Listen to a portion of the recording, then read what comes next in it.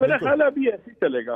बिल्कुल, यानी बंद गली में इस वक्त जो है कुंडी साहब, इस वक्त आपकी हुकूमत चली गई है, इमरान खान के पास अब ऑप्शंस हैं। अब वो अगर आपकी हुकूमत गिराते हैं, इलेक्शन की तरफ जाते हैं तो उन्हें फ़ायदा, चूँकि अभी उन्होंने पंजाब के अंदर ज़िमनी इंतखाबात में 15 सीटें जीत के बता दिया कि वो पॉपुलर है।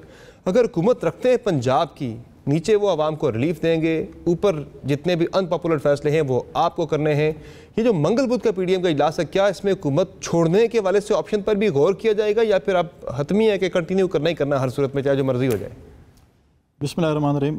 समर, एक तो मंगल बुध को एक पीडीएम का इजलास है, अभी पाकिस्तान पीपल्स पार्टी क्योंकि पीडीएम का हिस्सा नहीं है, बिल्कुल, तो उसमें भी हम देखेंगे। हम उसमें आपको इनवाइट तो कर रहे हैं कि आप आ जाएं वापस। पाकिस्तान उस पार्टी ने भी फैसला करने को इस मीटिंग में, पीडीएम की मीटिंग में शिरकत करेगी या नहीं करेगी, तो डेलीगेशन जाएगा, जो भी होगा। करना चाहिए नहीं करना चाहिए, आपकी क्या राय है?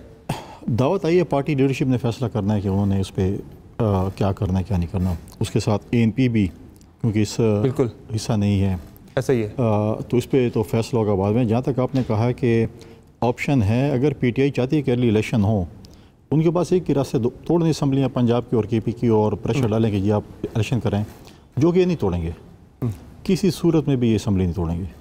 ये इसी तरीके से जो है वो, उसमें भी उन्हें फ़ायदा है ना, उसमें भी PTI को फ़ायदा है। हाँ, देखिए फिर तो ये अर्ली इलेक्शन नहीं चाहते ना। हाँ। हम तो चाहते हैं इलेक्शन होगा, इन टाइम होगा, ठीक है, हमारा तो ये मौका। अच्छा, पहले खान साहब इलेक्शन की बात करते हैं, मुझे इलेक्शन चाहिए, वो एक चीज़ साथ जोड़ रहे हैं कि मुझे हर सूरत में शफाफ इलेक्शन चाहिए। मौजूदा चीफ इलेक्शन कमिश्नर के होते हुए इलेक्शन नहीं हो सकता शफाफ।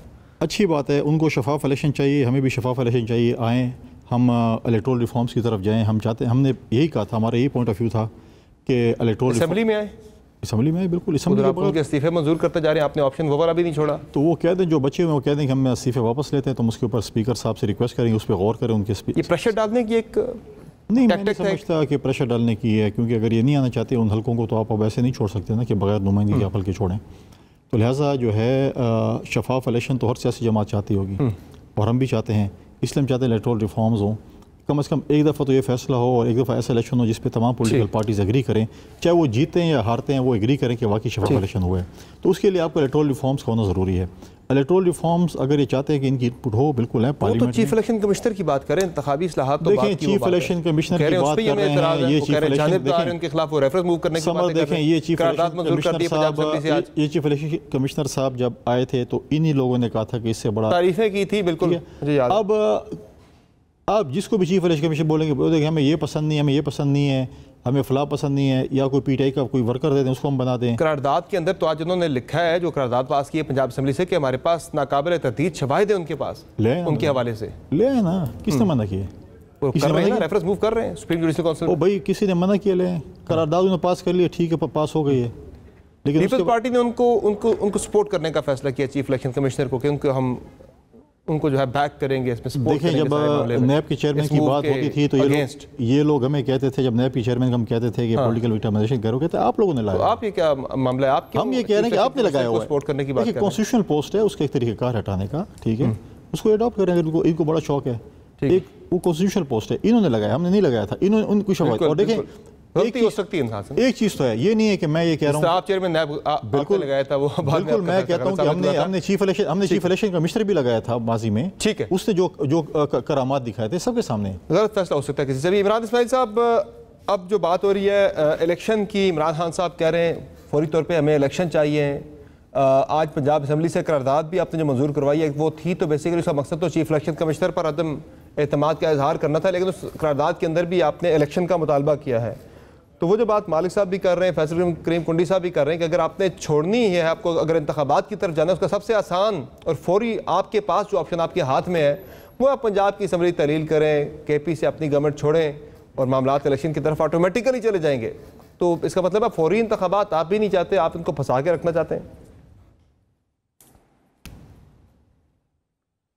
बिस्मिल्लाहिर्रहमानिर्रहीम। समझ, देखें, बात यह है कि लॉजिकली अगर बात करें तो पाकिस्तान तहरीक इंसाफ के तकरीबन 135 अरकान ने इस्तीफ़े दिए नेशनल असम्बली से, और उसके बाद उसको डिप्टी स्पीकर ने कबूल किया। कबूल करके उन्होंने उसको फॉरवर्ड कर दिया, रेफरेंस भेज दिया चीफ इलेक्शन कमिश्नर के पास, वो उन्होंने रद्दी की टोकरी में डाल दिया। और इनके जो आए स्पीकर साहब, उन्होंने हिफ्ज़ मा तक़द्दुम 11 उन लोगों को जो उन्हें पसंद नहीं थे, उनके इस्तीफ़े कबूल करके उन्होंने वो भेजा रेफरेंस और उन्होंने फौरन पसंद ना पसंद की बुनियाद पर होते तो सबसे पहले इमरान खान का इस्तीफा मंजूर होता है। इमरान इस्माइल साहब चौधरी का होता है। नहीं वो करें जिस सुने ना, इन्होंने काम क्या किया देखे ना, शरीन मज़ारी और वो सारे, वो आपको पता है क्या क्या पसंद नापसंद की मैं आपसे बात कर रहा हूँ। तो उसके बाद इन्होंने वो कर लिया। अब ये मुझे बताएं कि इन्होंने किस बुनियाद पे 11 लोगों का इस्तीफ़ा कबूल किया, 135 का क्यों नहीं किया, और ये पिछले जो स्पीकर ने किया था वो किधर गया? ना वो कोर्ट में चैलेंज हुआ ना कुछ, और वो अपना रिजेक्ट भी नहीं हुआ कि वो जी उनका वो ठीक नहीं था या कोई कानूनी उसमें वो लूप होल्स थे। और वो हमारे जो चीफ इलेक्शन कमिश्नर बैठे हैं वो उस फाइल को दबा के बैठे हुए हैं, इन्होंने भी कोई जिक्र नहीं किया। 11 इन्होंने अपनी मर्जी से उड़ा लिया। हम तो कहते हैं 135 कबूल करो। जो गेम आज ये हमारे साथ नेशनल असेंबली में कर रहे हैं, जो प्रोविंशियल में हमें बार बार ये धक्का दे रहे हैं जी पंजाब रिजॉल्व करें, पंजाब। पर वहाँ तो स्पीकर दोनों आपके अपने बैठे ना, केपी में भी आपका स्पीकर बैठा है, पंजाब में भी आपका स्पीकर मुंतखब हो गया, वहाँ तो आप कर सकते हैं, वहाँ आपने छोड़ना है और फौरी तौर पर इस्तीफे मंजूर और मामला इलेक्शन की तरफ चले जाना है। इकट्ठा होगा, हम तैयार हैं, हम कल का होता आज और आज का होता अभी करने को तैयार हैं। बैठे बताएं, हमें डेट दें कि कब डिसॉल्व करें असेंबली, उसी दिन हम असेंबलियाँ डिसॉल्व कर देंगे सारी। अपनी 4 हुकूमतें ख़त्म करने को तैयार हैं, करें बात। इनकी हुकूमत है ही किधर? जरा मोहम्मद मालिक साहब भी आपसे सवाल करना चाह रहे हैं। इमरान इस्माइल साहब, जरा मालिक साहब कुछ कहना चाह रहे हैं। जी मालिक साहब, आप कुछ कहना चाह रहे हैं? आवाज से लग रहा है इमरान इस्माइल साहब हैं। बिल्कुल इमरान इस्माइल साहब हैं जी, बिल्कुल। जी आपको भी और कुंडी साहब दोनों को अस्सलाम वालेकुम। इमरान एक चीज बताइएगा, मेरे प्रोग्राम में आए थे असद उमर, वो आपके पार्टी के सेक्रेटरी जनरल हैं।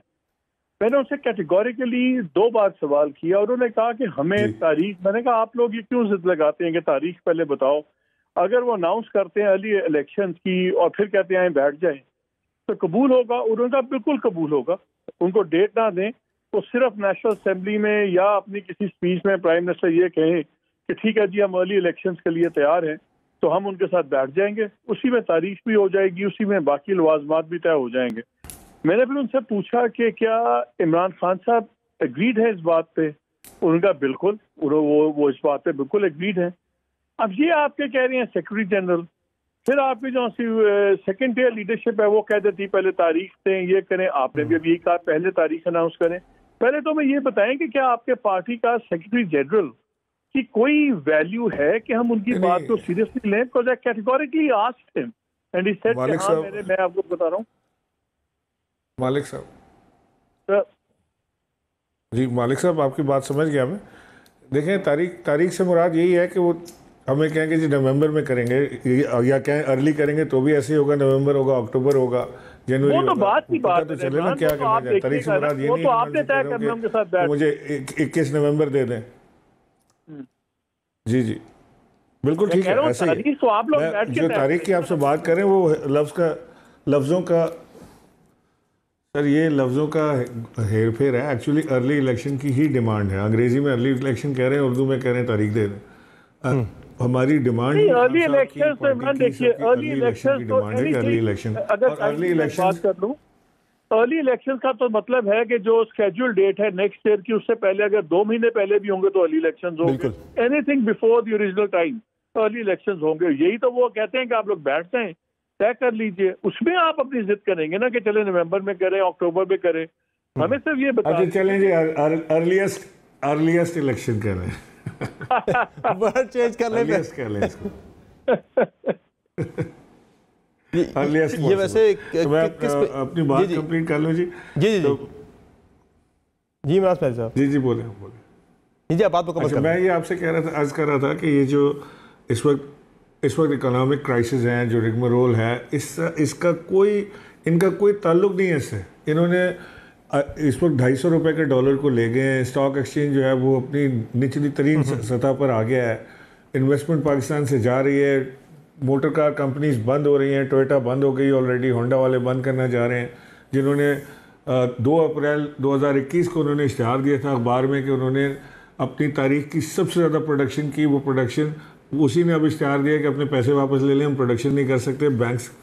स्टेट बैंक के पास फॉरेन एक्सचेंज नहीं है, हमारी एलसीज नहीं खुल रही हैं, हमें पैसे नहीं मिल रहे हैं, लिहाजा वी आर शटिंग डाउन। मैं आपसे पूछना चाहता हूँ कि कितना टेस्ट लेना है इस मुल्क का, कि कहाँ तक इसको हमने लेके जाना है, इस खाली अपनी लालच में कि आपको एक किसी और की पकी पकाई रोटी मिल गई है, अब उसको आप भंबोड़े हैं बैठ के, अब मुल्क का हशर नशर हो गया। It's not about politics, it's not about power game any more.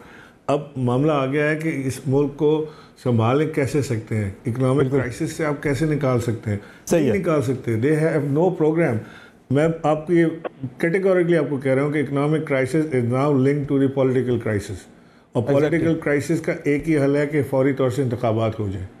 अब ये जो ज़बरदस्ती करके बैठे हुए हैं, 57 लोगों की काबीना बना दी, उस 57 लोगों की काबीना में से बेशतर के पास पोर्टफोलियो भी नहीं है, सिर्फ गाड़ी मिल गई, झंडा मिल गया, घूमते फिरे।